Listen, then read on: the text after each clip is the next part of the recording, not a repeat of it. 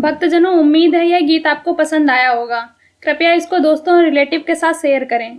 अगर आपको किसी भजन पर प्रस्तुति चाहिए तो कमेंट करें। हम आपके लिए इस चैनल पर उस भजन को प्रस्तुत करने का प्रयास करेंगे। अगर आपने हमारे YouTube चैनल को सब्सक्राइब नहीं किया है तो तुरंत सब्सक्राइब करें और बेल आइकन दबाना बिल्कुल ना भूलें। धन्यवाद।